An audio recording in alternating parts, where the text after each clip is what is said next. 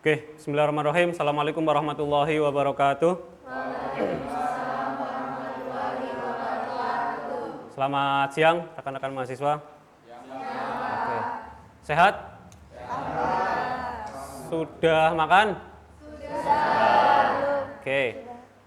Sebelum memulai perkuliahan pada siang hari ini, mari kita baca basmalah bersama-sama. Bismillahirrahmanirrahim. Oke. Teman-teman, jangan lupa untuk presensi, bisa minta tolong diambil untuk ditandatangani. Oke, hari ini kita akan membahas soal politik dalam Islam. Pada pertemuan yang lalu kita sudah membahas soal budaya, bahwa budaya adalah hasil olah budi, hasil olah pikir. Nah, salah satu hasilnya adalah politik. Pada hari ini kita mau membahas soal beberapa materi tentang politik. Yang pertama tentang istilah politik, kemudian yang kedua politik dalam Islam, kemudian yang ketiga ruang lingkup politik Islam, yang berikutnya nasionalisme dari sudut pandang Islam, dan yang terakhir kontribusi umat Islam terhadap politik di Indonesia. Ya, kita mulai yang pertama. Politik secara etimologi itu berarti secara kebahasaan, ya, secara dari suku kata, itu dari bahasa Yunani, berarti polis atau politika, ya, yang artinya kota atau negara. Nah, nanti diturunkan tuh dari situ ada polities, kemudian ada politikos, ya, ada polititekne dan seterusnya. Kemudian saat salah satu filosof Plato itu pakai diksi politeia, sedangkan Bapak Aristoteles menggunakan politika. Nah, ini adalah pionir ilmu politik secara sistematis, berawal dari suku kata kota atau negara, kemudian bisa berkembang menjadi hal-hal yang diatur secara rinci.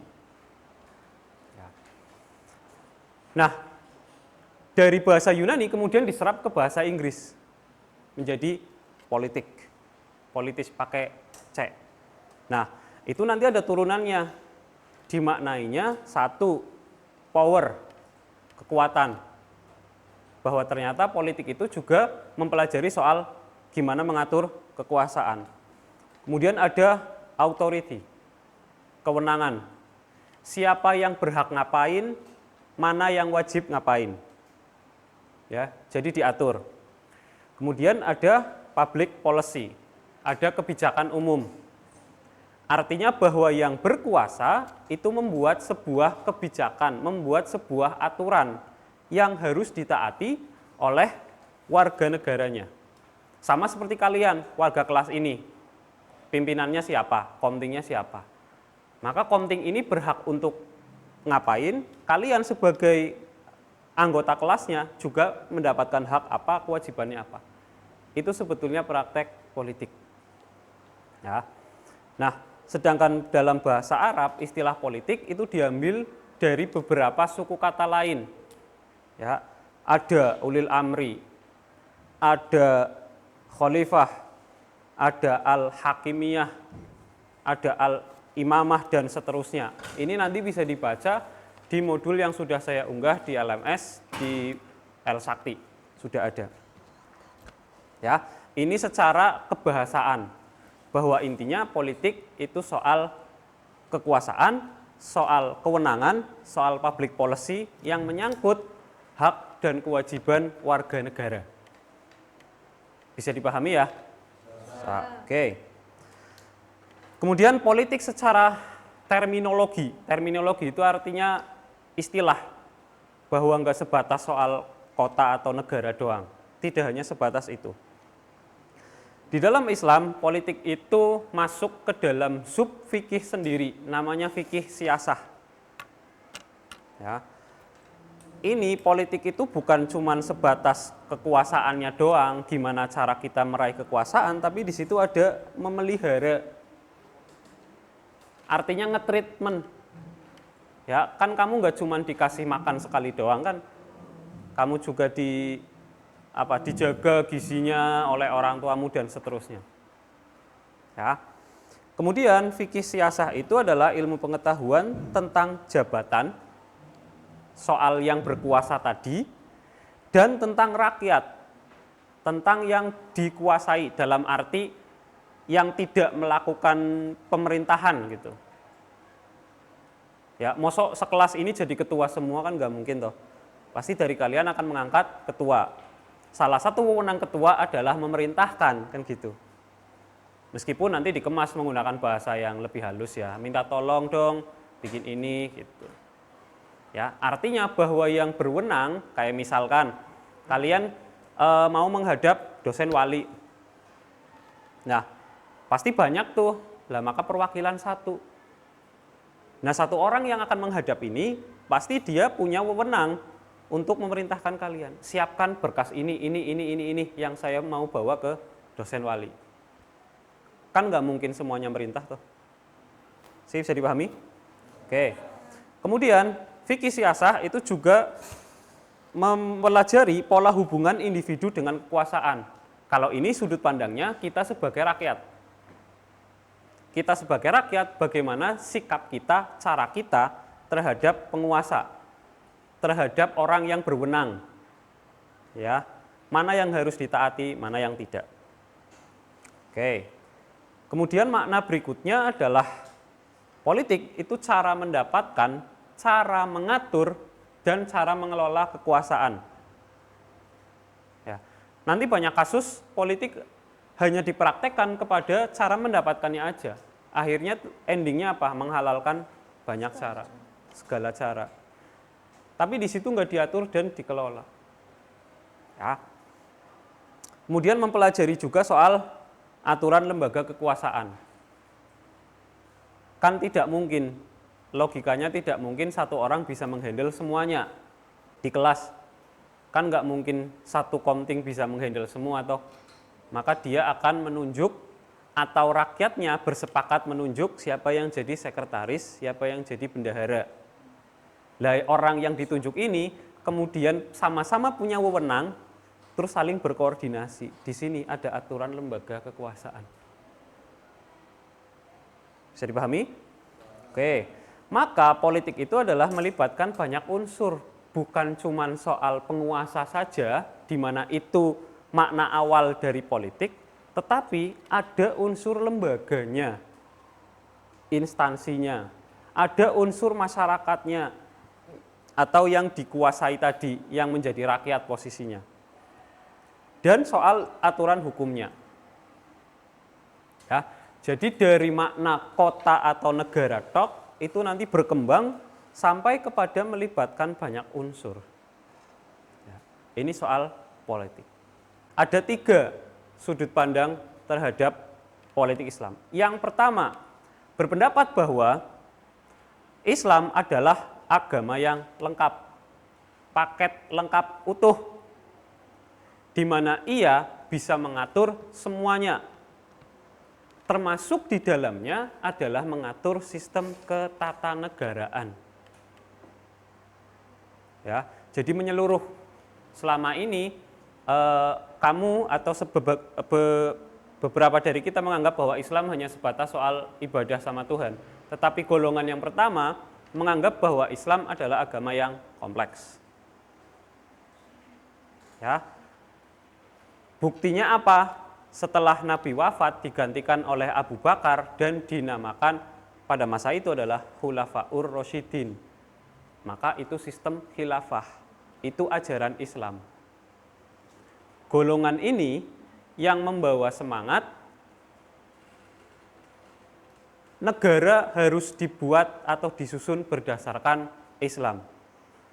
Termasuk nama pemimpinnya, namanya khilafah atau khalifah, khalifah Abu Bakar, Umar, Utsman dan seterusnya. Berarti kalau di sini nanti diganti khalifah Jokowi, khalifah Prabowo gitu sepertinya. Ya. Nah, ini sudut pandang yang pertama. Ya.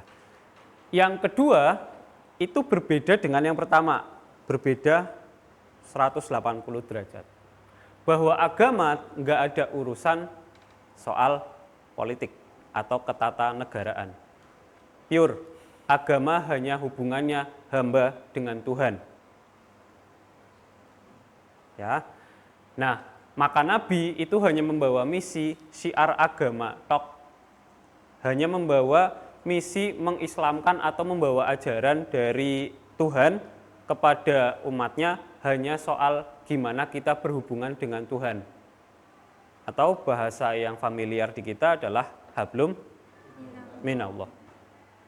Ya. Kemudian bentuk negara itu dibuat sendiri. Ini menganggap bahwa politik adalah produk budaya, pakai akal sendiri. Yang tadi di awal pembelajaran saya sampaikan. Ya, bisa dipahami? Bisa. Sedangkan pendapat yang ketiga ini berbeda atau menolak pendapat 1 dan pendapat 2. Bahwa yang pendapat 3, Islam itu tidak mengatur sistem politik, tapi terdapat tata nilai dan etika bagi kehidupan bernegara dan politik.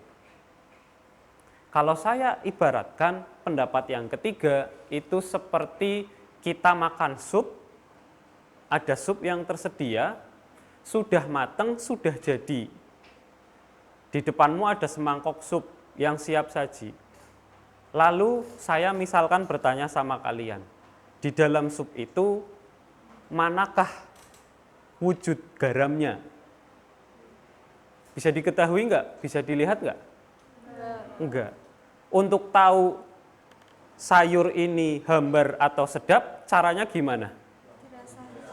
Dirasakan. Rasa ini itu tata nilai dan etika. Jadi tidak selalu harus kelihatan, tapi ada value-nya. Ya, kalau yang pertama, kalau ada masakan, ya harus kelihatan mana garamnya, mana gulanya, ya, mana micinnya, gitu. Harus lihatan. Yang kedua dipisah, bahan-bahan sendiri, ya, micinnya sendiri.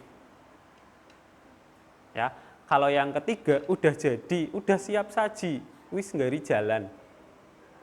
Nah, di situ kamu baru tanya, garamnya mana? Ya enggak ada. Tapi harus dirasakan. Maka ada aturan tidak tertulis bahwa kalau buat sup ya ada garamnya. Itu tata nilainya, etikanya. Nah, apakah hanya sup yang harus dikasih garam dalam masakan? Enggak, tumis yo pakai garam. Kamu bikin sayur apa yo pakai garam. Ya, bumbu masakan. Kalau saya mencontohkan garam tak ganti dengan bumbu masakan. Ya, kalian bikin ikan bakar pastikan agak sedikit ditaburi bumbu-bumbu biar sedap. Nah, itu bumbu itu adalah patokannya, tata etika nilainya. Ya, bisa dipahami? Sampai sini ada pertanyaan?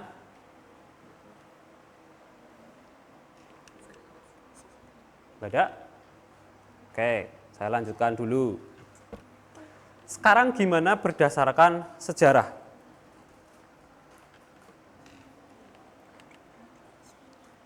Kalau kita melihat sudut pandang sejarah, Nabi Muhammad itu memimpin kota namanya Yasrib. Jadi kan kamu menganggap bahwa hijrah itu dari Mekah ke Madinah gitu ya. Nama Madinah itu nama yang diubah oleh Rasulullah berdasarkan kesepakatan. Nama awalnya adalah Yasrib. Jadi dari Mekah ke Yasrib jane. Nah, dari Yasrib itu Nabi ketika baru sampai, baru datang, Nabi kemudian membuat sebuah konsensus, sebuah perjanjian kerjasama. Bahasa yang lebih keren kalau sekarang namanya MOU, Memorandum of Understanding. Bikin kesepakatan, listnya. Apa hak dan kewajiban kaum muslim muhajirin? Apa hak kewajiban kaum muslim ansor? Atau muslim pendatang dan muslim pribumi? Apa hak dan kewajiban non-muslim atau Yahudi Nasrani di Yasrib? Semua dibikin lengkap, ditandatangani oleh pemimpin suku sama Nabi Muhammad. bread itu disebut dengan piagam Madinah. Ya. Nah, tetapi Nabi tidak pernah mendeklarasikan bahwa Madinah itu sebagai sebuah bentuk negara, enggak ada.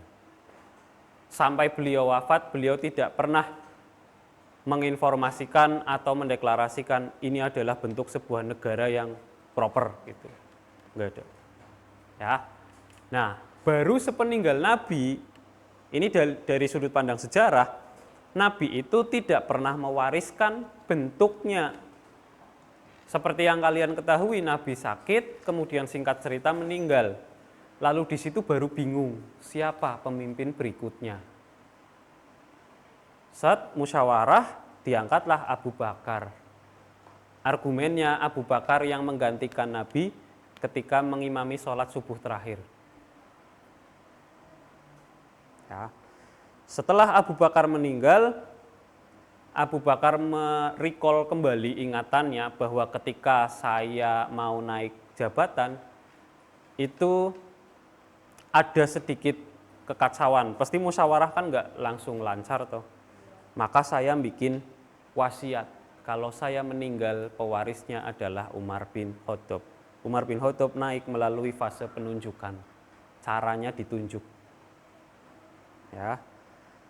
Kemudian sedangkan Utsman bin Affan itu melalui proses pemilihan. Jadi sebelum Umar bin Khattab meninggal, Umar bin Khattab sudah memberi rambu-rambu. Kalau nanti saya meninggal, pilih 1 dari 6 sahabat yang saya sodorkan. Ya, baru kemudian dipilih. Jadi kalau sekarang itu ya KPU lah gitu. Nah, pionir KPU ini Bapak Umar bin Khattab. Ya, singkat cerita, Utsman bin Affan menang, terpilih. Memerintah selama 12 tahun, 6 tahun pertama oke, 6 tahun kedua penuh konflik. Kenapa? Karena Utsman bin Affan orangnya tuh terlalu dermawan. Karena udah kebiasaan mungkin ya, setelannya dari sana gitu. Setiap orang yang minta tolong maka dia akan membantu. Sampai ada saudaranya yang meminta jabatan, maka ia kasihkan. Ya, maka zaman itu dikenal dengan era nepotisme yang luar biasa. Dampaknya apa? 6 tahun kedua penuh konflik. Orang yang ditunjuk Utsman ternyata tidak berkompeten. Memicu konflik, perpecahan, pemberontakan, puncaknya Utsman bin Affan dibunuh. Kebingungan siapa pemilih selanjutnya. Lalu melalui aklamasi usulan masyarakat, dah yang jadi pemimpin, yang menang kedua saat pemilihannya Umar bin Khattab, yakni Ali bin Abi Thalib. Ya, nah jadi ini membantah dari pendapat yang pertama tadi bahwa sistem khalifah itu adalah sistem yang terbaik. Pertanyaannya, khalifah yang mana yang paling baik cara pengangkatannya? Toh dari keempat khulafaur rasyidin ini, mereka naik tahta melalui cara yang berbeda-beda. Mana yang dimaksud nih? Mau lewat musyawarah, mau lewat penunjukan, mau lewat pemilihan, atau dari usulan masyarakat? Ya, bisa dipahami? Sampai sini ada pertanyaan? Ya, silakan.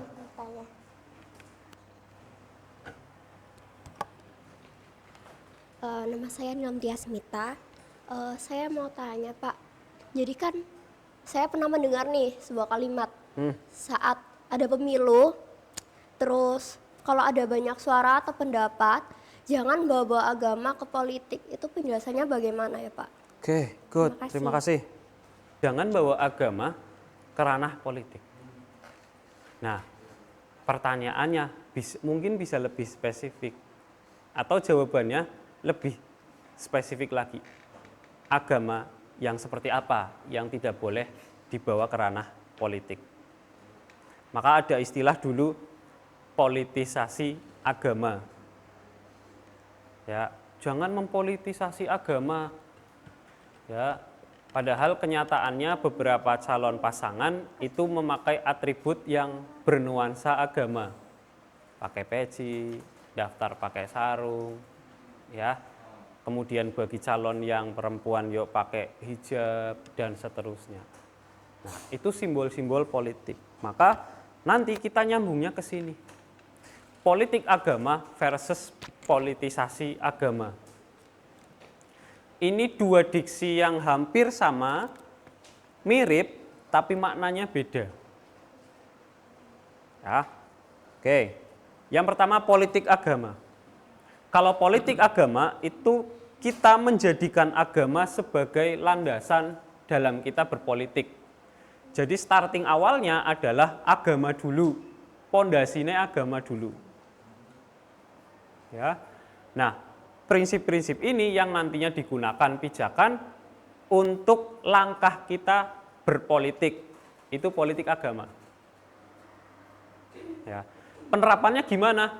Nanti kalian berhubung di sini semua pemilih bukan sebagai calon, akhirnya kalian akan memilih berdasarkan ada yang dari latar belakangnya.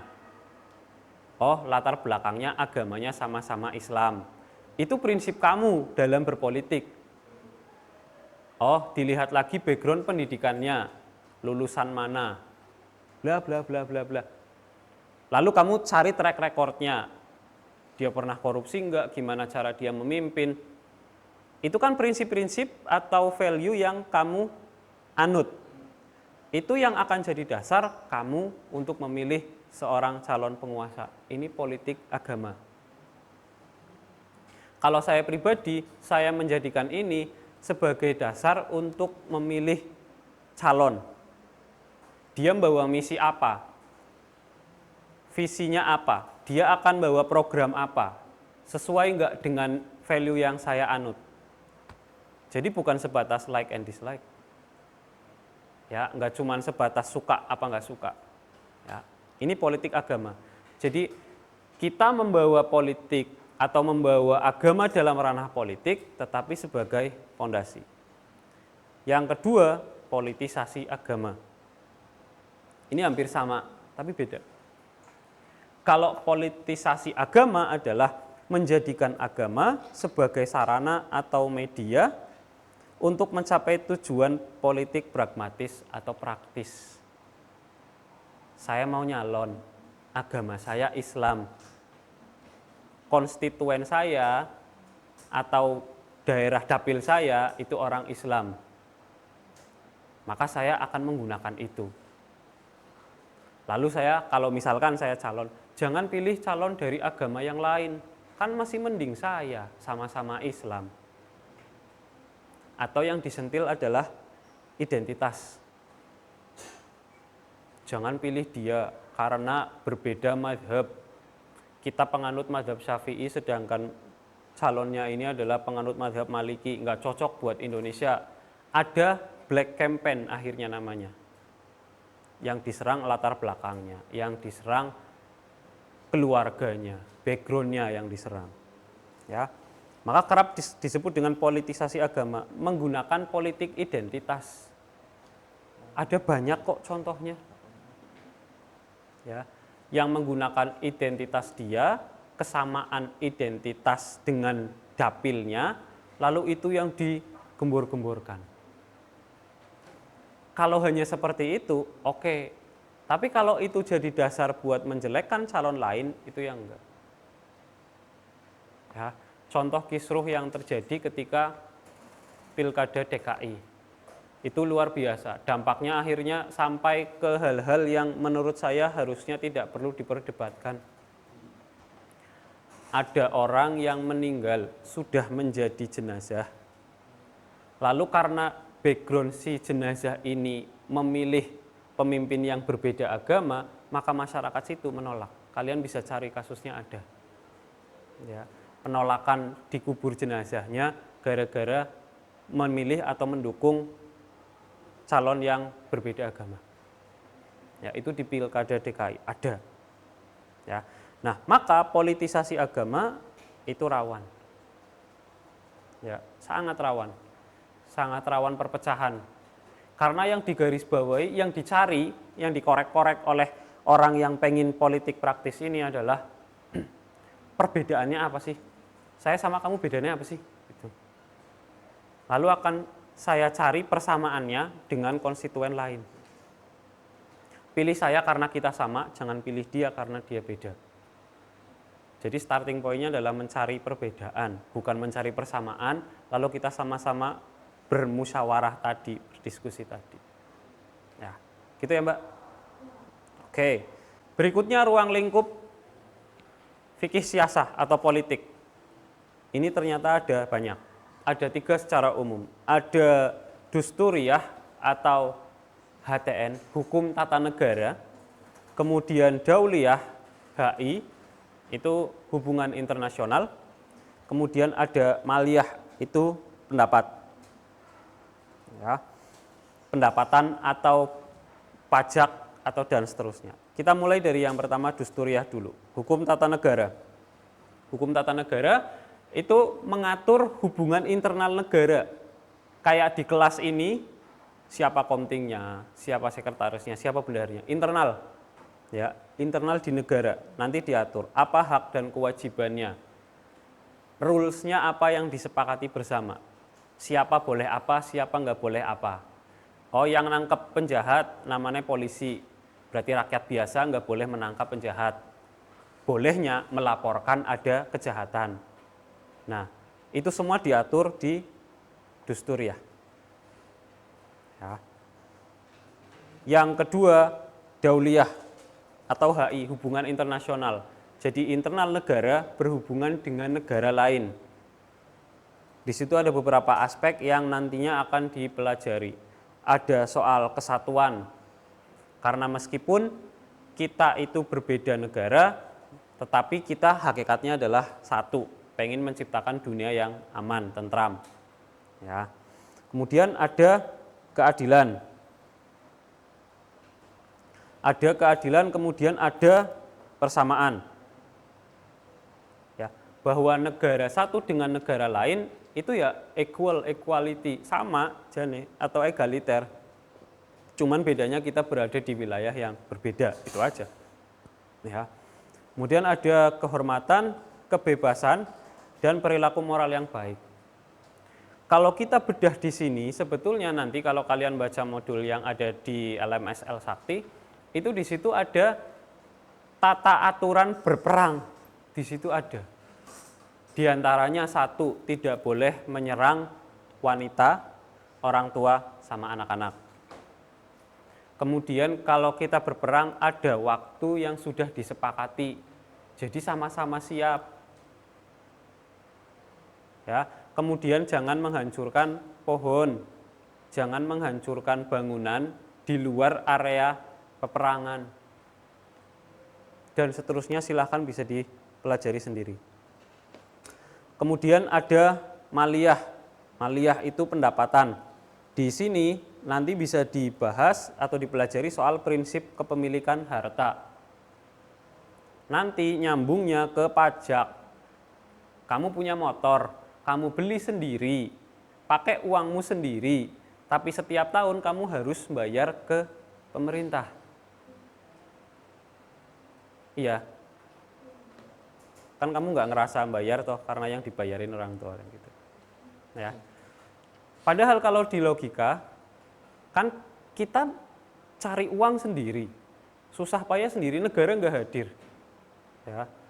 Terus tiba-tiba saya bisa beli motor dari hasil nabung kerja keras. Setelah dapat motor ditariki pajak. Itu ada aturannya, ada proporsinya, dan di situ Islam mengatur. Ya. Kemudian ada zakat. Zakat di sini bukan zakat fitrah yang setiap Idul Fitri maksudnya. Ini zakat mal. Zakat untuk membersih harta. Nanti di sini jabarannya ada zakat pertanian, ada zakat peternakan. Kamu punya kebun yang ditanami cabai, setiap tahun menghasilkan panen 1 miliar misalkan gitu. Nah, nanti di situ diatur pajaknya berapa. Kalau dalam bahasa lain, yo PPH lah. Kalau zakat yo PBB, pajak bumi bangunan dan seterusnya. Ya, Kemudian ada ghanimah. Kalau ghanimah itu sekarang udah jarang digunakan karena kan kita nggak lagi perang toh. Oke. Kemudian ada bea cukai. Ini yang kemarin sempat ricuh ya. Terlalu strict aturan. Nah, nanti dibahas nih konsensusnya, kesepakatannya apa? Mana yang perlu kena pajak cukai, mana yang tidak? Apakah barang dari luar negeri itu saya dapat beli atau dapat hadiah? Ya, maka saya kadang juga menaruh empati sama pegawai-pegawai bea cukai yang bekerja sesuai protapnya, aturannya. Ya, maka ketika kamu tidak sesuai aturan, protesnya bukan ke pelaksana toh, ke penyusun aturan. Dalam bukunya, Al-Mawardi itu salah satu ulama yang mendedikasikan diri meneliti soal fikih siasah. Menyebutkan bahwa nasionalisme itu diatur di dalam Islam. Cuman seperti slide yang sebelumnya bahwa nasionalisme itu hanya sebatas bumbu. Ya, maka beliau menkomentarin bahwa sistem khilafah muncul karena perkembangan sejarah. Jadi bukan sengaja dibuat, tapi itu sudah terjadi. Bisa dipahami nggak bahasa saya? Saya ulangi ya. Sistem khilafah itu muncul karena peristiwa sejarah, bukan didesain. Saya ambil contoh. Kalian kuliah 5 tahun sarjana, itu desain, by design. Saya mau kuliah 4 tahun, 5 tahun dapat sarjana. Ya. Tapi selama kuliah kalian misalkan berprestasi, misalkan ternyata naudzubillahi min dzalik kalian kecelakaan, lalu yang menyebabkan kalian cedera, kemudian molor 1 semester cuti, skripsinya nggak lancar, atau ketika di rumah ada masalah sehingga tugas-tugasnya nggak selesai, sehingga kalian harus ngulang. Nah, itu nggak by design, tapi itu peristiwa sejarah. Bisa dipahami? Itu kejadian yang alami aja. Ya. Jadi sistem khilafah itu tidak direncanakan menurut Al-Mawardi. Tidak direncanakan tapi yo ngalir apa adanya. Ya. Oke. Kemudian yang berikutnya, di dalam Al-Quran dan hadis tidak menyinggung bentuk final sebuah negara. Al-Mawardi bahkan mengatakan bahwa kalau ada, monggo ditunjukkan. Enggak ada yang mengatakan bahwa negara yang paling baik adalah negara bentuknya kerajaan, atau monarki, atau republik, atau yang pakai perdana menteri, ada kepala negara, kepala pemerintahan. Di Al-Quran dan hadis enggak ada. Ya. Nah, kemudian Nabi Muhammad itu hanya mengemban tugas kerasulan. Dia hanya membawa misi syiar, tidak membentuk sebuah negara. Tapi kenapa kemudian dianggap beliau memimpin sebuah negara? Yo karena peristiwa sejarah tadi. Ternyata tugasnya kan ngajak. Ternyata ngajak yang ikut banyak nih. Pengikutnya banyak, otomatis perlu dikelola dong. Ya, oke, kita buat MOU, Piagam Madinah. Jadi Piagam Madinah itu sangat lokal gitu loh. Ini aturan untuk wilayah Yasrib aja nih gitu. Nah, ketika Nabi Muhammad meninggal, value-value itu kemudian yang dibawa oleh para Khulafaur Rasyidin. Oh, cara Nabi dalam mengelola masyarakat yang banyak tuh gini, bikin kesepakatan. Akhirnya nilai yang dianut adalah musyawarah. Musyawarah adalah kita bikin sebuah kesepakatan. Ya. Oke. Kemudian yang berikutnya, corak dan bentuk negara dikembalikan kepada akal manusia melalui kesepakatan dan nilai lokal. Kesepakatan tadi nih, sama seperti kalian menentukan satu komtingnya, itu tidak mungkin tiba-tiba satu dari kalian masuk ke kelas ini lalu menunjuk asal, kamu komtingnya, gitu enggak. Pasti ada satu yang kemudian membuka obrolan. Ini kita perlu pimpinan nih, siapa pemimpinnya? Oh si itu aja, pertimbangannya apa? Udah sepakat, semuanya sepakat. Kemudian kalau dalam bahasanya Al-Mawardi, yang tidak dipilih itu melakukan baiat. Baiat itu bahasa yang mudah dipahami adalah kalian menaati aturannya. Sing rada ora simpel yo melakukan sumpah setia. Ya, oke, pemimpinnya udah jadi namanya si Joko misalkan ya. Pak Jokowi wis ben kamu gampang. Ya, Pak Jokowi. Maka kita sebagai warga negaranya yo mau nggak mau harus ngikuti ini. Meskipun misal kamu tidak memilih beliau. Itu ada aturannya tuh.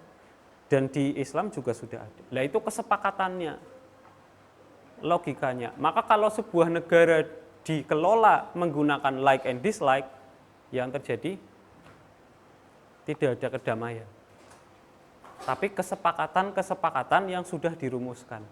Kesepakatannya apa? Oke, kalau mau jadi pemimpin di wilayah ini, kesepakatannya harus dipilih sejumlah 50% suara. Maka yang pengen berkuasa rame-rame cari suara, kan gitu. Itu kan kesepakatannya.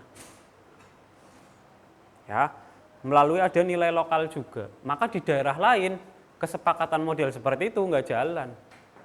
Di Brunei pakai sistem kerajaan. Kalau saya meninggal, pemimpin berikutnya anak saya, udah ditentukan. Di Inggris, Pangeran Charles, Pangeran William, ya punya anak yang masih bayi, itu ya sudah jadi pangeran. Bayinya laki-laki nanti otomatis kalau meninggal ya udah. Ya, sudah ada ketentuannya dan itu warga Inggris oke-oke aja karena itu adalah kesepakatan. Oke, kesepakatan. Ya, oke. Sampai sini ada pertanyaan? Pak. Ya. Saya mau tanya nih, apakah Pancasila sesuai dengan Islam atau tidak? Oke, Pancasila apakah sesuai dengan Islam atau tidak? Saya kembalikan lagi. Menurut kalian sama atau tidak?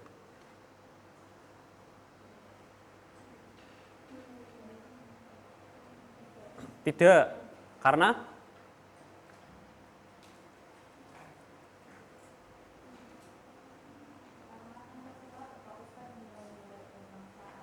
Pancasila berfokus pada nilai-nilai kebangsaan. Oke, bagus.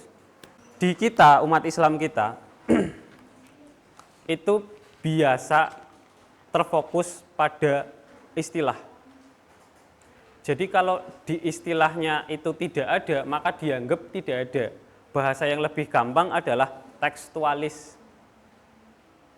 Kalau sesuai naskahnya bilang A besar misalkan, terus kamu bilangnya A kecil, itu ya beda. Nah, itu susahnya di kita. Ya. Nah, kalau kita melihat dari sudut pandang nasionalisme ini, menurut Al-Mawardi, bahwa nasionalisme atau bentuk negara dikembalikan kepada akal manusia melalui kesepakatan. Pancasila apakah melalui kesepakatan atau tidak? Kesepakatan. Oke. Kalau kalian baca sejarahnya lagi, ada perubahan mendasar di sila pertama. Ya. Itu sila yang menunjukkan bahwa tadinya khusus untuk Islam, lalu tiba-tiba diubah untuk warga negara. Akhirnya kan ketuhanan yang Maha Esa. Gitu kan? Padahal tadinya ada kata-kata syariat bagi pemeluknya. Ya, itu kesepakatan. Kemudian poin kedua, kemanusiaan yang adil dan beradab. Apakah di Islam mengatur value nilai soal kemanusiaan atau tidak? Mengatur? Mengatur. Jadi yang disasar adalah value-nya dan begitu seterusnya. Ya, maka kalau menurut saya Pancasila itu adalah sesuai dengan nilai Islam. Cuman secara narasinya nggak ada. Ini yang sering diperdebatkan oleh orang-orang pemegang sistem khilafah. Ya. Oh, yang paling bagus khilafah. Mosok pemimpin disebut presiden, kan yang diajarin Islam kan memanggilnya khalifah. Khalifah Abu Bakar, Umar, Utsman, Ali. Ya. Oke, saya elaborasi di sudut ini. Apa kontribusi umat Islam dalam perpolitikan nasional? Ya. Yang pertama, muncul partai berasaskan Islam. dan partai nasionalis berisikan umat Islam. Kalau kita baca sejarahnya, dulu pemenang pemilu pada masa lalu itu adalah Partai Masyumi. Muncul juga SI, Sarekat Islam. Ya. Kalau kita mundur lagi ke belakang, ada bapak gurunya Bapak Soekarno, Hos Cokro Aminoto. Itu juga, Hos itu kan Haji Omar Said, Haji orang Islam. Ya, itu berkontribusi di situ. Atau muncul partai nasionalis yang isinya orang-orang Islam. Ya, itu kontribusi pertama. Kemudian sikap proaktif para tokoh-tokoh Islam dalam menjaga dan membangun NKRI dari dulu sampai sekarang. Gimana Pangeran Diponegoro melawan Belanda, itu yang dari pra kemerdekaan. Kemudian semakin ke sini ada Bapak tadi Hos Cokro Aminoto, Haji Umar Said, Hos. Ya, kemudian ada banyak tokoh, ada pendiri Muhammadiyah Bapak Darwis, Bapak Ahmad Dahlan, Bapak Hasyim Asy'ari, gurunya Mbah Soleh Darat juga membawa value-value bahwa orang, manusia, individu, masyarakat itu harus dididik lalu berkontribusi dalam sebuah negara. Ya. Oke. Kemudian ada civic culture atau budaya bernegara. Kita diajarkan membuat kesepakatan untuk mengelola sebuah wilayah. Ya. Itu value yang paling ketara. Ya. Kemudian ada national solidarity. Kita fokus mencari persamaan. Kalau kita tidak sama terhadap warga negara, maka kita sama-sama Islam. Kalau Islamnya beda, maka kita sama-sama orang Indonesia. Kalau beda agama, maka kita sama-sama manusia. Kan gitu runutannya tuh. Ya. Kemudian ada ideologi jihad. Jihad yang dimaknai sebagai perang ketika melawan penjajah Belanda dan Jepang, sampai kemudian bergeser bahwa jihad adalah mengelola hasil kemerdekaan itu. Ya, mempertahankan dari pola-pola yang akan dianut. Maka kalau kalian baca sejarahnya itu, ketika selesai dideklarasikan ada tentara pembonceng. Ya, yang bonceng yang nggak terimalah kita merdeka, kita harusnya dijajah lagi dan seterusnya. Ya. Kemudian menurut Muhammad Nasir, nah ini yang tadi menjawab pertanyaanmu, umat Islam tidak pernah mempertentangkan Pancasila dengan Islam. Enggak ada. Ya, justru nilai-nilai Islam, value-value Islam itu ada di Pancasila dan turunannya. Ya. Oke. Sekarang giliran saya yang nanya sama kalian. Apakah saat ini Indonesia sudah mencerminkan politik menurut Islam? Izin menjawab, Ya, Pak. silakan. Indonesia kan mayoritas penduduknya beragama Islam, sehingga potensi untuk mewujudkan nilai-nilai Islam dalam kehidupan politik itu masih bisa. Namun dalam praktiknya Indonesia itu masih menghadapi berbagai tantangan dalam mengintegrasikan nilai-nilai Islam dengan sistem politik dan kehidupan sosial. Jadi Indonesia masih jauh dari mewujudkan nilai-nilai Islam dalam kehidupan politik. Good. Terima kasih. Persoalannya di kita adalah bukan aturannya, bukan yang sudah adanya, tetapi bagaimana kita, kalau menurut bahasanya Mbak Atta adalah mengintegrasikan. Apa sih mengintegrasikan? Mengaitkan apa yang kita laksanakan dengan aturan yang mestinya ada. Contoh, hukum harus berlaku secara proporsional. Sedangkan di kita, apa yang terjadi hukuman bagi para koruptor dan apa yang terjadi bagi nenek pencuri kayu misalkan, tidak proporsional. Aturannya sama, ketentuannya sama, kesepakatannya sama. Siapa yang salah harus dihukum. Porsi kesalahannya menyesuaikan porsi hukumannya. Porsi hukumannya menyesuaikan porsi kesalahannya. Tapi yang terjadi seperti apa? Ya, maka yang salah di kita itu bukan soal aturannya, bukan Pancasilanya. Kitanya dalam menerapkan nilai-nilai Pancasilanya. Oke, sampai sini bisa dipahami? Oke.